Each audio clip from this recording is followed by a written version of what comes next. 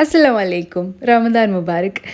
അപ്പോൾ നമ്മൾ ഇന്ന് ഉണ്ടാക്കാൻ പോകുന്ന കണ്ണപ്പാണ് കണ്ണൂരുകാർക്ക് വളരെ പരിചിതമായിട്ടുള്ള റൈറ്റാണ്.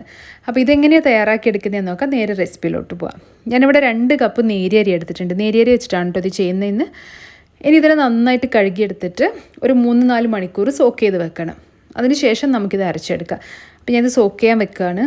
അടുത്തതായിട്ട് ബീഫ് മസാലയാണ് നമ്മൾ ഉണ്ടാക്കുന്നത്. അതിനായിട്ട് 1/4 കിലോ ബീഫ് എടുത്തിട്ടുണ്ട്.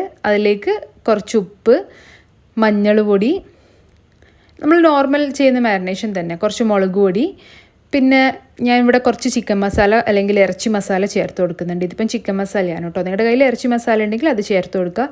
എന്നിട്ട് നന്നായിട്ട് മിക്സ് ചെയ്തിട്ട് കുക്കറിൽ വേവിച്ചിട്ടെടുക്കണം.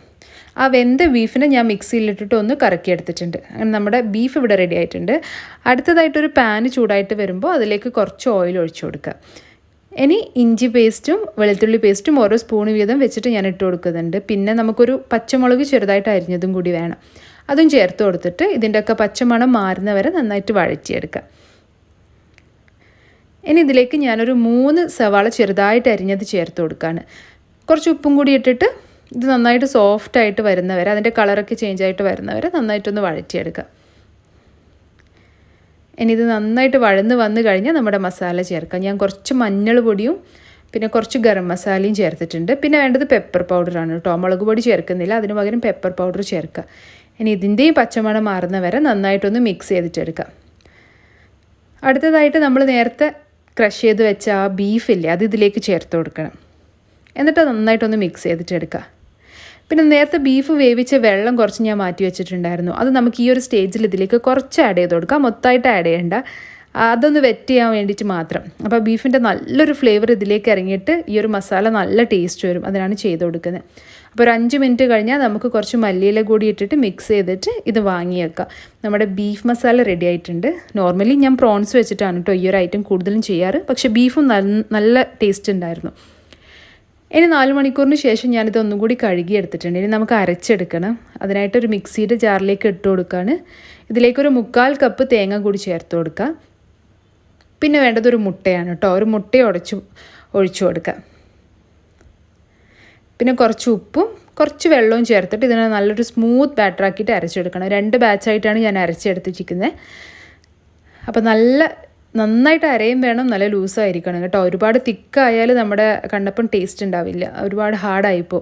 അപ്പം കട്ടിയുണ്ടെന്ന് തോന്നുകയാണെങ്കിൽ കുറച്ച് വെള്ളം ഒഴിച്ചിട്ട് ഇതിനെ ലൂസാക്കിയിട്ട് എടുക്കുക. കണ്ടില്ലേ, ഈ ഒരു പരുവായിരിക്കണം നമ്മുടെ ബാറ്റർ.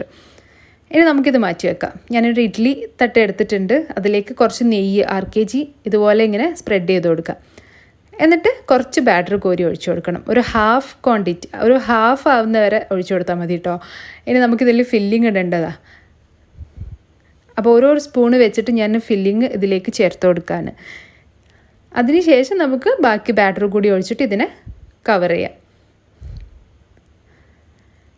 അപ്പോൾ ഞാനിതൊരു 2 ലെയറായിട്ടാണ് കേട്ടോ മസാല ചേർത്ത് കൊടുക്കുന്നത്. ഇനി കുറച്ച് മസാല കൂടി ഇതിൻ്റെ മേലിലേക്കൊന്ന് ഇതുപോലെ ഇട്ട് കൊടുക്കുന്നുണ്ട്. ഇനി നമുക്കിത് അടച്ചു വെച്ചിട്ട് ഒരു 10 മിനിറ്റ്, ജസ്റ്റ് 10 മിനിറ്റ് കൊണ്ട് തന്നെ ആയി കിട്ടും. കണ്ടില്ലേ, ഇത് നന്നായിട്ട് കൂളായതിന് ശേഷം നമുക്കിതിനെ അൺമോൾഡ് ചെയ്തിട്ടെടുക്കാം. അങ്ങനെ എല്ലാ കണ്ണപ്പവും ഞാനിവിടെ തയ്യാറാക്കി എടുത്തിട്ടുണ്ട്. ഈ ഒരു ക്വാണ്ടിറ്റി വെച്ചിട്ട് നിങ്ങൾക്കൊരു 30 എണ്ണമൊക്കെ ഉണ്ടാക്കിയെടുക്കാൻ പറ്റും കേട്ടോ. ബാക്കി കുറച്ച് ബാറ്റർ ബാക്കി വന്നിട്ടുണ്ടായിരുന്നു. അത് ഞാനൊരു സ്റ്റീൽ പാത്രത്തിൽ ഇട്ടിട്ടൊന്ന് വേവിച്ചിട്ടെടുത്തു. അങ്ങനെ നമ്മുടെ അടിപൊളി ബീഫ് കണ്ണപ്പം ഇവിടെ റെഡി ആയിട്ടുണ്ട്. കണ്ണൂരുകാർക്ക് വളരെ സുപരിചിതമായിട്ടുള്ളൊരു ഐറ്റമാണ് കേട്ടോ. പിന്നെ ഇത് ബീഫ് അല്ലാണ്ട് ചെമ്മീൻ വെച്ചിട്ടും ചിക്കൻ വെച്ചിട്ടും ഒക്കെ ചെയ്യാം. ചെമ്മീൻ വെച്ചിട്ടുള്ളത് നല്ല ടേസ്റ്റിയാണ്. എനിക്ക് ഒരുപാട് ഇഷ്ടമാണ് ഒരു ചെമ്മീൻ വെച്ചിട്ടുള്ള കണ്ണപ്പം. അപ്പോൾ എല്ലാവരും ഇതൊന്ന് ട്രൈ ചെയ്ത് നോക്കിയിട്ട് ഫീഡ്ബാക്ക് അറിയിക്കണം. പുതുപുത്തൻ വീഡിയോ ആയിട്ട് കാണാം. അതുവരേക്കും this is me Nishi signing off. Take care.